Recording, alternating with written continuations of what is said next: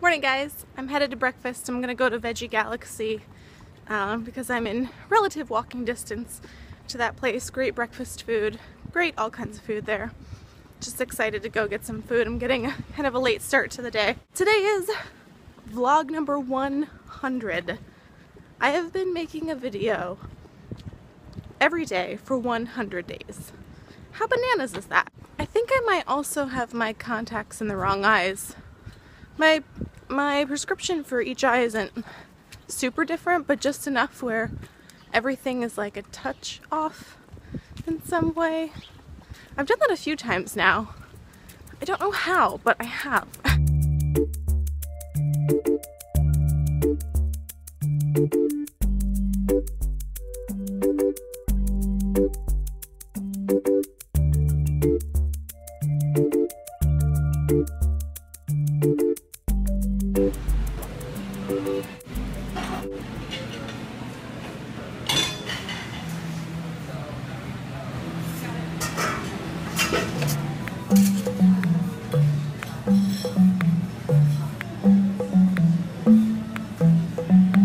Nice breakfast at Veggie Galaxy, and now I'm headed closer into the city. I have an appointment at a hair place to get an assessment of what I would like to do with my hair next week.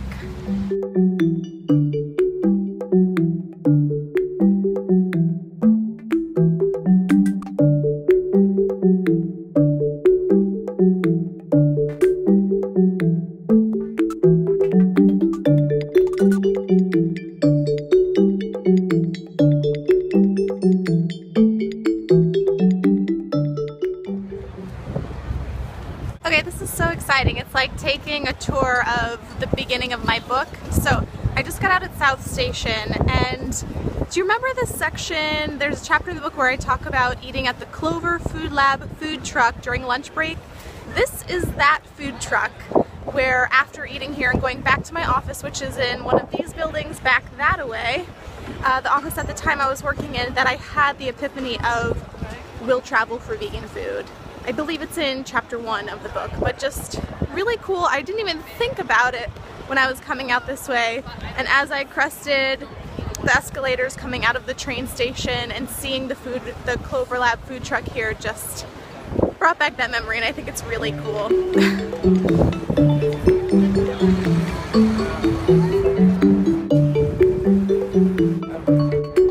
Look at the size of this post office.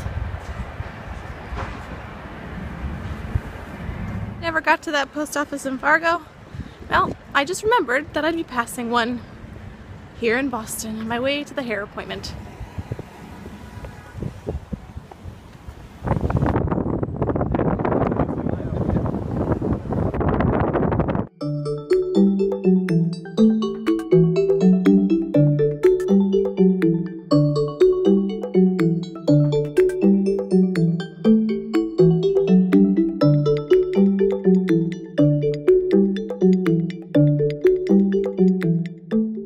Consultation complete. I'm coming back in next Wednesday on my 33rd birthday to do something quite different with my hair. Decided to get an Uber to take me to the Cambridge Innovation Center. They have kind of community working spaces, so I think I'm going to head there to work from there the rest of the day.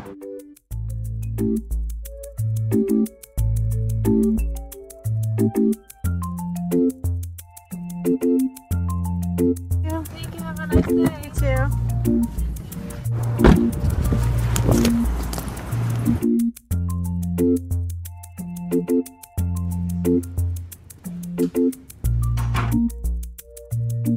I've been working out at the Cambridge Innovation Center. I'm taking a break now to go grab something for dinner. I'm actually going to go to the Clover Food Lab truck that's here. The one that I showed you earlier was near South Station. This one is in Cambridge near Kendall, MIT. This physical location. Very cool.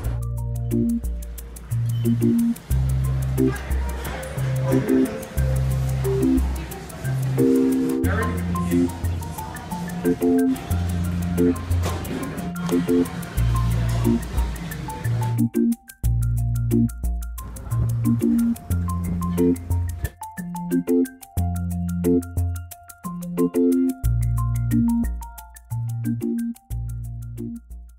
feel like I'm in one of those Earthship things. I'm in one of the conference or private rooms here at the Cambridge Innovation Center. This room is really cool. It's a whiteboard all the way around, almost a full 360 degrees. And on this, my 100th vlog, I thought it would be fun to share with you how I was able to make a 23-city book tour happen on a $0 budget. For any of you who are interested in doing one yourself or just interested in creating a project that you don't have the funds for, here are some ideas. Now I'm going to take a note out of Casey Neistat's book and I'm going to write stuff down as we do it since I have the opportunity to use this amazing white space board stuff.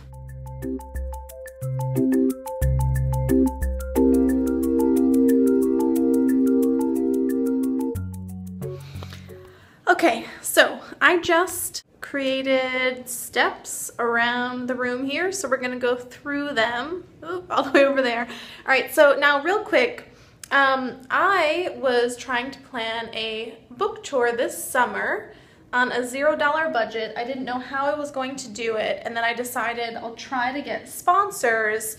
And part of that also meant planning. Since I'm doing this, I was doing it all on my own. Also planning out what that would look like calendar-wise, timing, location, because with the book tour, I also had to secure the locations, order the books, plan the time, the travel, all of that stuff. So what I'm gonna share with you now is just kind of the bigger picture stuff in the bigger planning, and then the detailed stuff would have to come after that. Step one is make sure that you have a clear outline of your promotional strategy. Now, before you even think about contacting sponsors for a project that you're working on, you want to make sure that you have a very clear vision of what you intend to do. So for mine, I knew that I wanted at least 20 cities to stop at. And for mine, I also, what I include in that is my travel and speaking engagements as well. So outside of just the formal book tour stops, there were also speaking gigs wherein I was promoting my book. So I'm counting that in the 23 cities. So outlining a clear plan, what I did was I made a tentative outline of the cities I wanted to go to. I posted about it a few times on social media and to see, what cities people would want to see me at. And then what I realized, and this will come later, but after I started successfully getting a hold of sponsors, I realized that they wanted to support specific tour stops. So that changed my process a little bit. So keep that in mind should you approach something like this. Okay, so I had a very clear vision of where I wanted to go and then how I was going to promote the book tour. So that's what step one is. You want to have sit down and outline a very clear idea of how you will promote whatever thing you're working on. So I knew that for my book tour, I would create memes, I would have Facebook event pages, and I would plan for the week leading up to that book tour date that was sponsored. I would do a ton of social media shout outs for whatever the business was that sponsored that particular tour stop. So I had all of that outlined and ready to go so that when they asked me, okay, well, what do I get out of it? I had a whole formal thing to show them, which leads me to step two is develop a media kit for pitching. Your media kit should be a PDF that you send, and you can actually create a PDF using PowerPoint presentation, a Word document, or if you have Keynote on your computer, you can simply save the document as a PDF. It doesn't have to be anything fancy, just a document that outlines what your project is about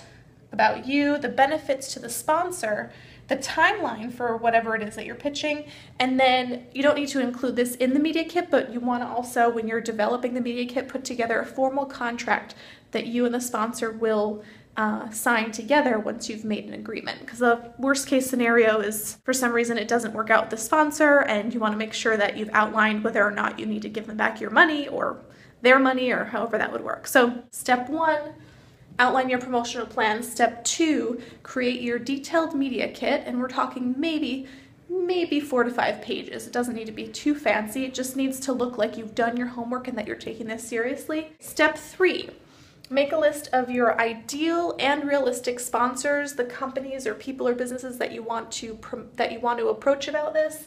And you want to create an outline for how you plan to reach out to them. So create your email the body of an email, like a sample one. Write out a sample one for yourself. Also choose the day of the week that you plan to reach out to them. Plan when you intend to follow up with them. And then of course when you'll be sending the contract, maybe depending on how many people you're contacting, you might even want to create a spreadsheet that lists out where they are, their contact information, and maybe even like the date and time that you try to reach out to them for following up and things like that. Now that brings me to step 4, which is to begin pitching. You want to do it either by email or phone or both, and to follow up. And what I wrote here real quick is to persist. It's really easy to get discouraged, especially if someone says no. In fact, the first 2 companies that I approached about my book tour both said no, but I kept asking and kept putting it out there that I really wanted to do the book tour, and that I was hoping to make it affordable for myself. Final step is to execute the plan. You have your media kit ready, you know who you're going to approach, and so sit down on a Monday morning or whenever it is and start scheduling out your emails. There's a really cool app for Gmail called Boomerang, where you can actually schedule your emails to go out at a later time. Final step is to stay in touch with your sponsors. You want to make sure that they're happy so that you don't have to give them their money back, right? So make sure that you stay in touch and everything is very clearly outlined as to what you're going to do for them, what they're going to get out of it. Make sure that you're in touch with them before, during, and after whatever it is that they've sponsored. Follow up, make sure that they were happy with how things went. You want to make sure to maintain a really great relationship with them. So let's go through it one more time. This is the really like zoomed out version, so not super detailed. But again, develop your clear promotional strategy so you know what it is. Create your media kit.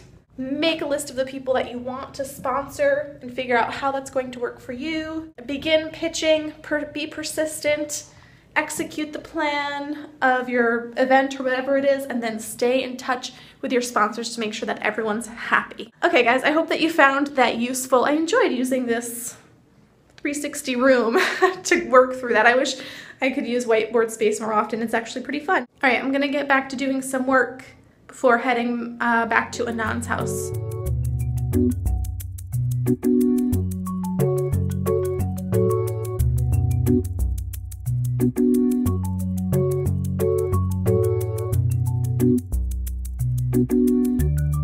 I've made a last-minute decision to walk back to Veggie Galaxy, which is about a mile from here, and get a milkshake to go.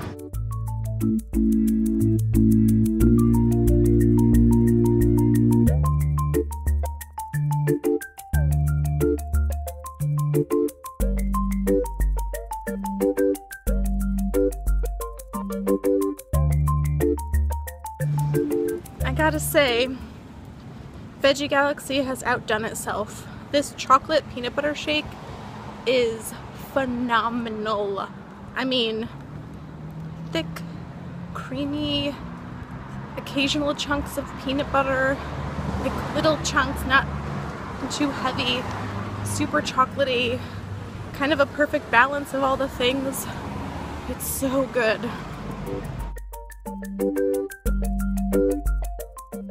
Well, I have made it back to Anand's house, and according to that health monitor thing that comes on iPhones these days, I have walked 11,486 steps today, and that doesn't even count when I was doing my stand-up desk work period at the CIC earlier today. It's for like a good 3 hours. I used one of their stand-up desks, or at least a table that was tall enough for me to use it as a stand-up desk.